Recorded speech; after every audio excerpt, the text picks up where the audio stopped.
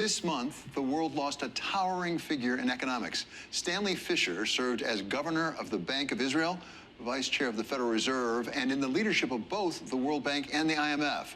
But he may have been most influential as an academic at MIT, where he shaped the field of macroeconomics, and in the process taught the likes of Ben Bernanke and Mario Draghi. Well, there's a saying that science progresses funeral by funeral. So I think I'd be teaching more or less the same things, and the next generation would have something more advanced, more different than I would have had. Our special contributor, Larry Summers, was one of those he mentored. Larry, we lost a giant in the world of economics and the world at large in Stanley Fischer, someone you knew well, worked with through the years. Give us your thoughts about Dr. Fischer. Stan Fischer was my teacher. He was my colleague, counterpart, and friend. He was an enormous inspiration to me, to Ben Bernanke, who led the US Fed, to Mario Draghi, who led the European Central Bank, to Kazuo Ueda, who leads the Bank of Japan. That's a trifecta that I'm not sure any professor of economics will match. And he had done all that well before he was 40. When Stan Fischer was at the IMF, he established a level of trust between a rich country policymaker, the United States, an American working at the IMF, and policymakers in developing countries, whether it was Brazil or Korea, whether it was Mexico or Argentina, whether Mexico or Indonesia, whether it was Argentina or South Africa. He established a level of trust that I don't think any developed world, rich country policymaker has had with policymakers and governments in developing countries before or since. There's a cliche phrase that people use, tough love. Stan Fischer embodied that. He told them all kinds of things that they had to do that were, in many cases, very politically painful for them, but he also did everything he could, and it was a ton, to make sure that the international community would support them. People talk about this having been an era of convergence between the developing and the developed world. Stan Fischer was as important as anyone else in that remarkable achievement. Fischer played an important role in monetary policy in the United States at the start of the last Trump administration, when he was the vice chair of the Fed. He appeared on Bloomberg television in October 2017 to talk about pressure to keep interest rates low. Well, there are reasons to want lower rates, especially when growth is so slow and investment has been smaller than expected for quite some time. So low rates are to encourage investment, they are to encourage growth. They have been less successful in that than we expected, but they've been very successful in encouraging employment. And the miracle of this recovery is that it did not generate, that the crisis did not generate long-term massive unemployment. We're basically back to something close to full employment.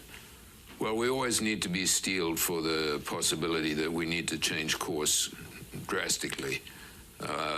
In October 2008, the Fed changed course drastically. That was obviously the thing to do after the financial crisis began to develop.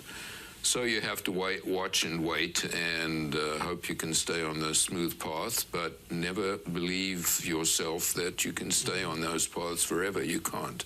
He was, if I can use the term, a practitioner at the IMF as well as at the World Bank. He also was a major academic. Give us a sense about the legacy of his academic work.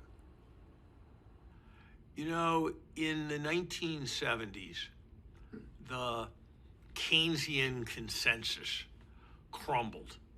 It crumbled in part because the Keynesians had said you couldn't have inflation and unemployment at the same time, and we had a ton of stagflation. And it disintegrated because there was a whole new school of rational expectations, new classical macroeconomics that used very elaborate mathematics and talked about micro foundations of macroeconomics and asserted that Keynesian economics was illogical as well as wrong in its predictions, and drew very radical conclusions that macroeconomic policy couldn't stabilize the economy. And those ideas started to hold sway for some interval. And so there was a task of reconstruction, understanding the mistakes of the past, incorporating new developments in the science that came to be called the new Keynesian macroeconomics. And Stan Fischer, with his great friend Rudy Dornbusch's textbook, was kind of the text of that scientific revolution. And it's an important legacy that is finding application in macroeconomics classes across the world, and is finding application in every major central bank, and provides the basis for the advice that the IMF and the World Bank give more than 100 countries each year.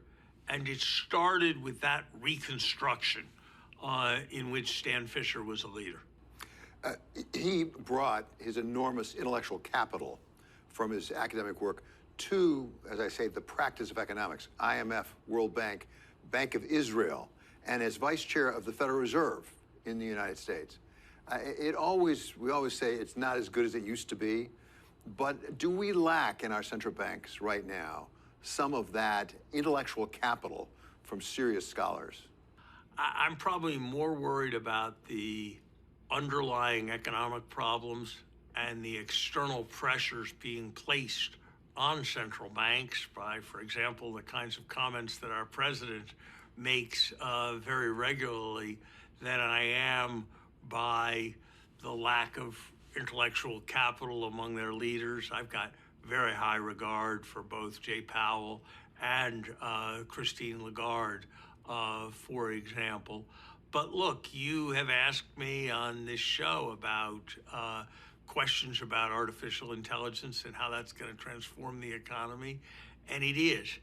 And it's the job of scholars not to prescribe what the Fed funds rate should be at the next meeting, but to develop the new understandings that will form the new frameworks for an economy that's going to be fundamentally new. And that's why there's always going to be a need for the next generation and the generation after that of Stan Fischers.